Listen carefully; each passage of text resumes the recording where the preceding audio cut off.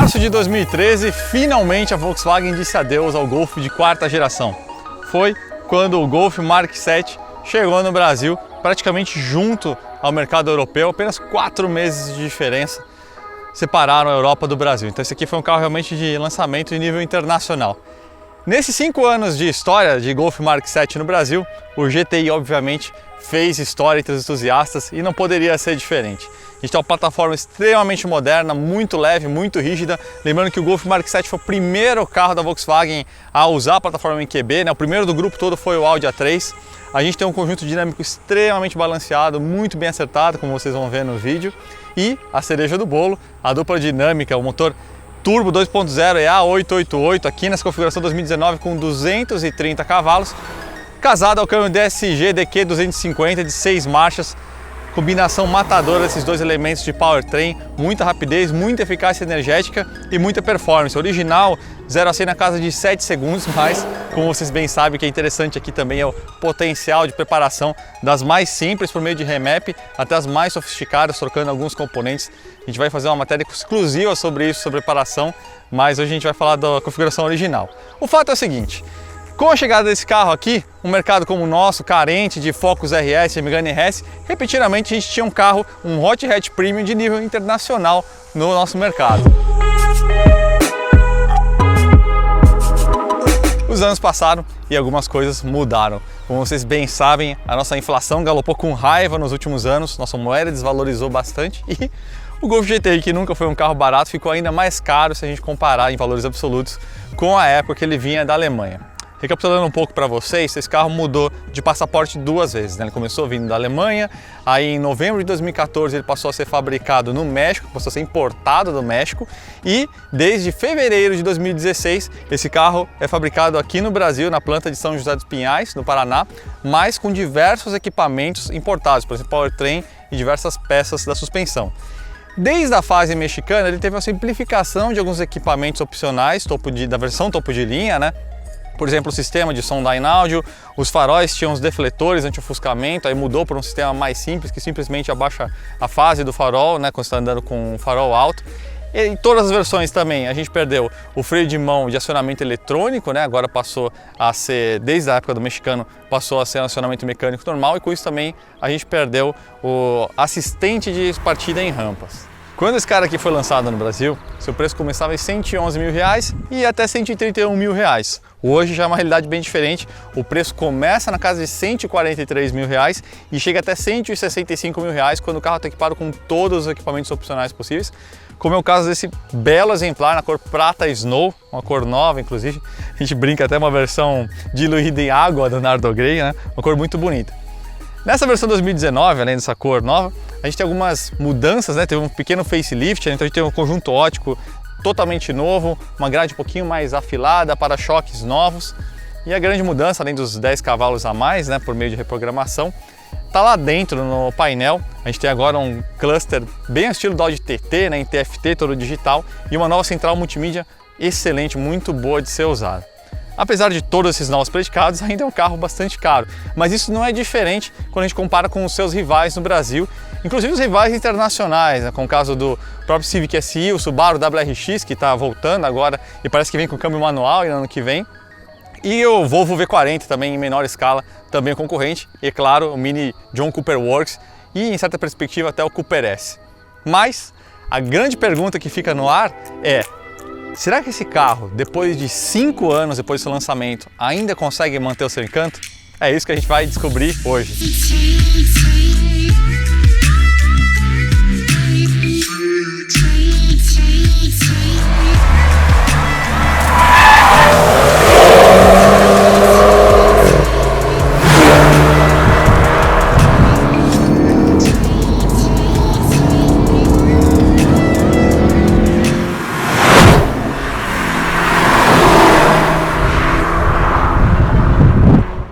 Launch Control. Vamos lá com o Golfão.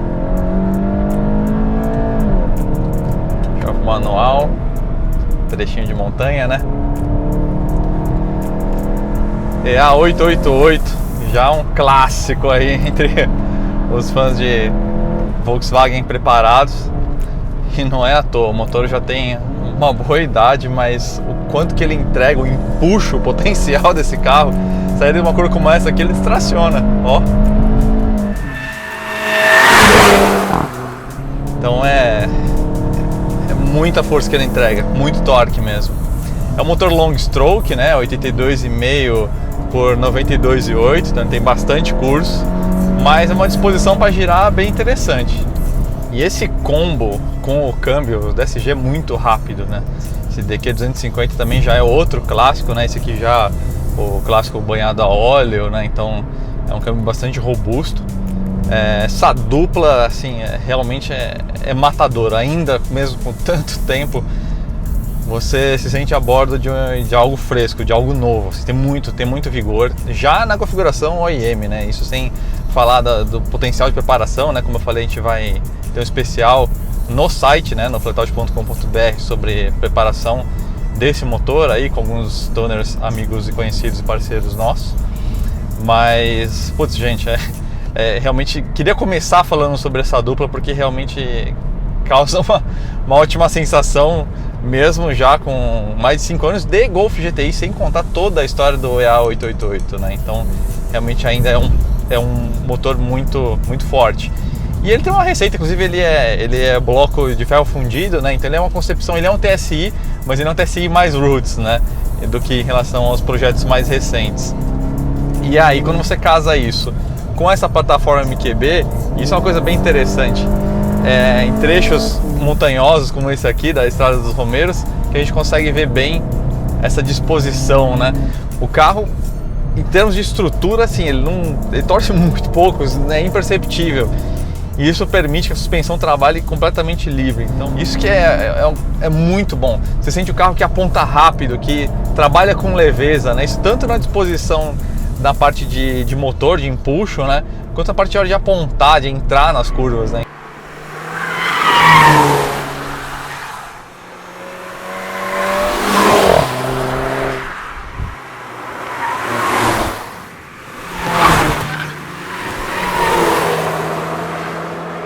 Isso foi uma coisa muito legal, um ponto muito forte do Golf GTI. A gente está aqui na Estrada dos Romeiros, né? Na verdade é uma estrada municipal que leva a Estrada dos Romeiros. E aqui a gente não vai conseguir perceber tanto isso, mas na cidade esse carro surpreendeu pelo quanto ele consegue ser confortável.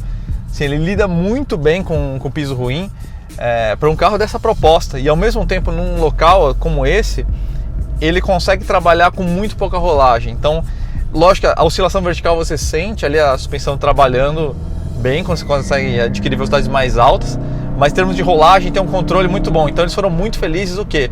Nessa configuração de barras estabilizadoras, que é 24 mm na dianteira e 20 atrás, e em relação à carga de mola e amortecedor. Os freios do carro também são muito bons, a gente tem 310 mm, ou 312, perdão, de disco na frente contra 272 atrás. Lá fora ainda tem um opcional para você levar esses discos para 340 e 310 milímetros, então tem potencial para ser algo ainda mais forte, né? Mas para um carro de rua aqui, essa configuração assim, dá e sobra.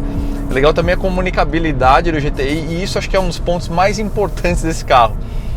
A gente tem um sistema de direção elétrica, mas assim, super comunicativo. Eu acho que teve um feedback muito bom, um aprendizado, uma troca de informações aí com o pessoal da Audi, que está com o pessoal da Porsche, porque realmente tem um feedback que vem às mãos e não é todo o sistema de direção que entrega esse tipo de feedback.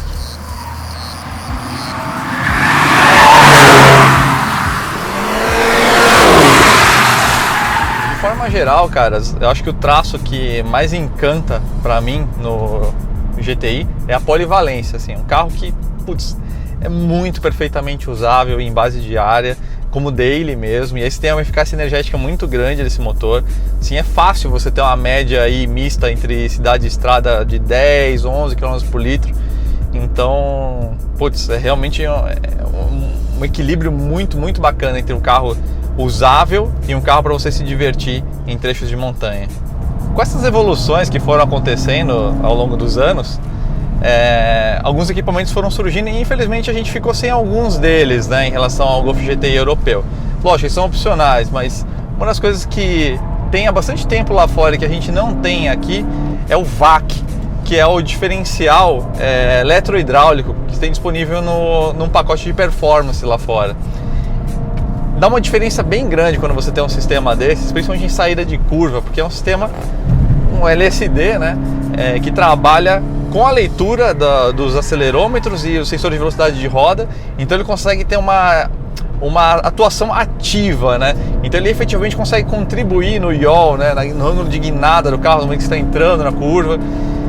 E isso infelizmente a gente não tem. A gente tem aqui um sistema que é bom, mas não é tão bom, que é o XDS Plus, que ele trabalha com as mesmas informações colhidas, né, inclusive ângulo aqui de direção, mas ele trabalha com a pinça de freio. Então na saída de curva ele vai pinçar de leve uma curva para a direita, por exemplo, vai pinçar de leve essa roda aqui, e aí com isso o torque do motor é transferido automaticamente para a roda de fora. Isso é física pura, né? Não é nenhum grande artifício. Pois o que acontece é que é um sistema que tem uma reação um pouquinho mais lenta e, lógico, gera calor também, né? Então não é assim a configuração ideal. Outra coisa que tem lá fora que a gente não tem aqui são amortecedores adaptativos. Como eu falei, assim, esse carro ele consegue uma polivalência surpreendente, mas se existe esse equipamento lá fora, significa que ele poderia ser ainda melhor, né? Para não dizer que é tudo perfeito, tem duas coisinhas aqui que eu acho que poderiam ser melhores e que possivelmente essa evolução de geração a gente vai ver. Presta atenção que eu vou trocar para a terceira marcha, vocês vão ver o buraquinho que tem. Na terceira marcha ele morre um pouquinho, ó. Viu? Ele perde uma grande fatia de rotações aí. Eu não consigo olhar aqui, mas seguramente aí na casa de 2000 RPM para cima. A outra é uma coisa que é perfeitamente natural e vamos dizer assim, você espera de um carro de tração dianteira que ele é bastante dianteiro, né? Isso você corrige aí com alinhamento, né? E o diferencial VAC ele ajudaria, principalmente em saída de curva, a neutralizar um pouquinho esse efeito de understeer, né, de substerço em saída de curva. Oh meu Deus, uma águia! Vocês viram isso? Caraca! Aqui nessa estrada tem de tudo, meu. Tem os loucos que nem a gente, tem águia, caminhão, vaca, gente andando de bike, enfim. Eu vou dar uma encostadinha no carro ali pra gente falar um pouquinho de algumas coisas do interior aqui e depois vamos falar sobre a conclusão e concorrentes.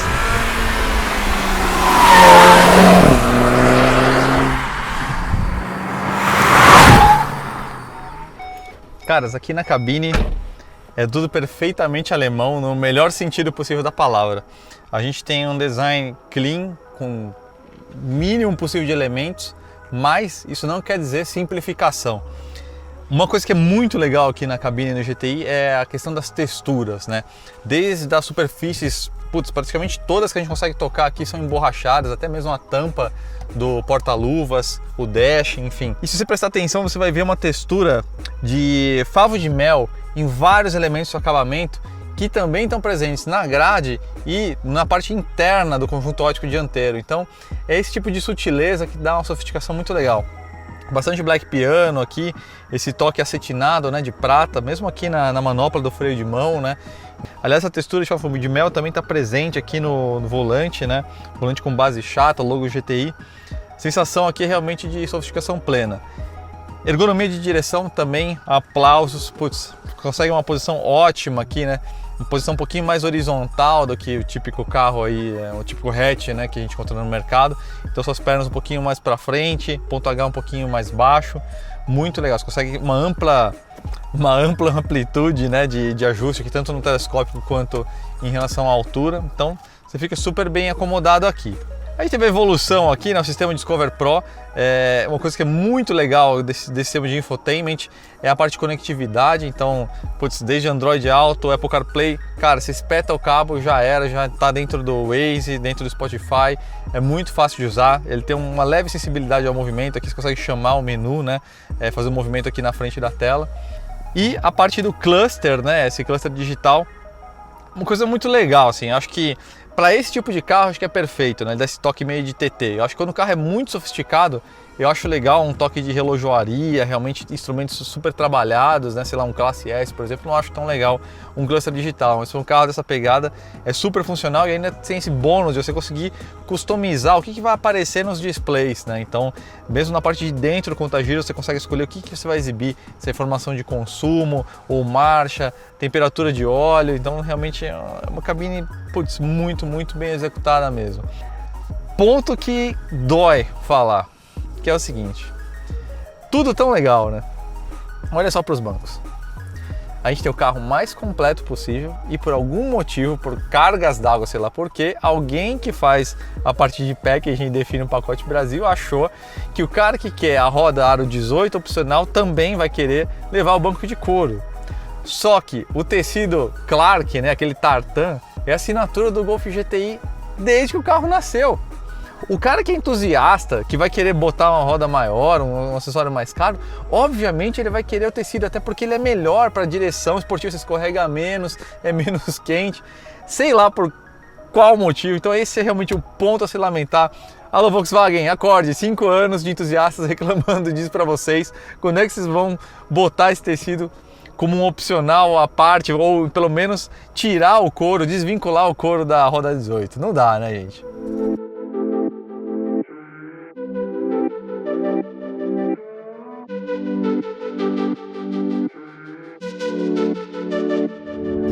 E aí, pessoal, como é que é então o balanço do Golf GTI após esses 5 anos de existência? Eu sei que o que eu vou falar parece uma grande rasgação de seda, mas é o que eu realmente sinto como jornalista. É uma situação muito parecida com a do Porsche 911 geração 991. O que eu estou querendo dizer com isso? A nova geração Mark 8 está batendo na porta já.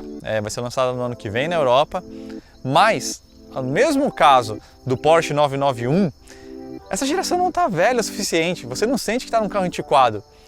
Pelo contrário, a gente tem uma situação aqui que foi de tanta vanguarda no momento do lançamento, não só a parte de design, mas especialmente a parte de powertrain e acima de tudo a parte de plataforma, que hoje você dirige esse carro, você não sente que está a bordo de um carro que está prestes a morrer, uma geração que está prestes a desaparecer.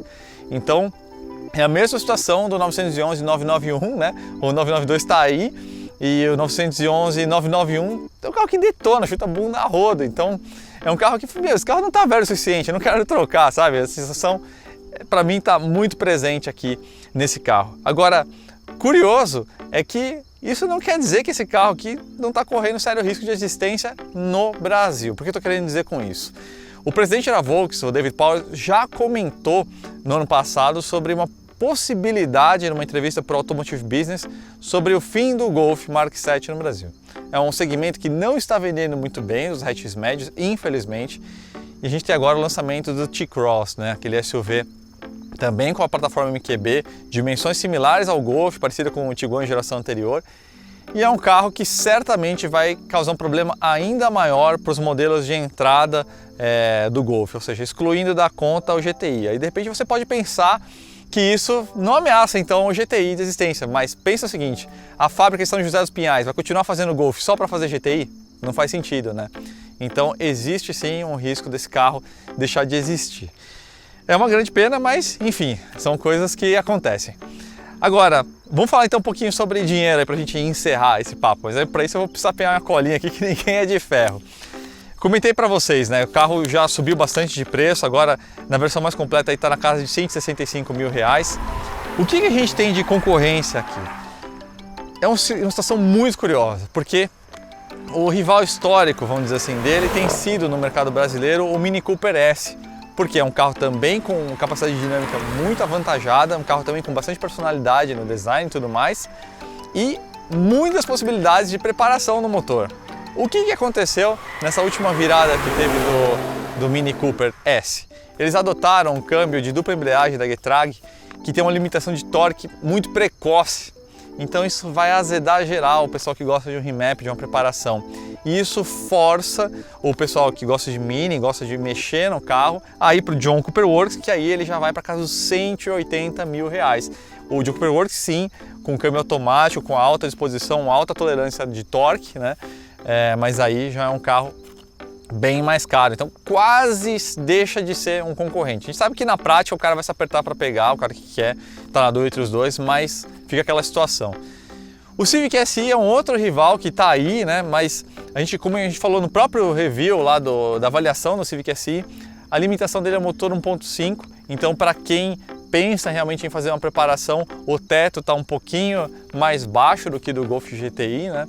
Então fica uma situação meio parecida até com a do próprio Mini Cooper S que a gente falou, né? Num por questão de câmbio, no outro por questão de motor, né? Então aqui a gente ainda tem uma vantagem bem clara e a gente tem também, muita gente esquece desse carro, né? A gente tem o V40 R-Design, que ele está na faixa de 180 mil, é um carro que não é barato, mas ele tem um porém, que é a chegada que deve chegar entre 2019, mais tardar 2020, a nova geração. E o V40 tem um problema, que é um carro que já está bastante antigo, né? Ele tem aquela plataforma derivada do Focus, é uma ótima plataforma, mas não tem a menor comparação com essa plataforma aqui. Então é um carro que você sente que ele é um pouquinho mais antigo, embora o motor drive seja algo sensacional. Então, caras, é assim. Resumo da ópera é: 5 anos de história, o carro continua sensacional. Dá para entender por que esse carro é tão amado e tão odiado, né? Por quem concorre com ele, né? Com quem vai disputar com ele o espaço, seja numa reta, seja no mercado. Mas não é um carro que está barato, é um carro que subiu bastante de preço, mas, putz, você quer saber? Dessas opções todas, para mim só existe 2 carros que realmente, putz, eu pegaria com gosto. Esse cara aqui e o Mini Cooper John Cooper Works. Então aí fica a decisão com vocês, se você concorda ou discorda de mim, manda ver aí nos comentários. Mas de forma geral, caras, já sabia que o carro era incrível, mas foi bom refrescar isso aí. 5 anos de história, mas ainda um carro incrível. Valeu, pessoal, até mais!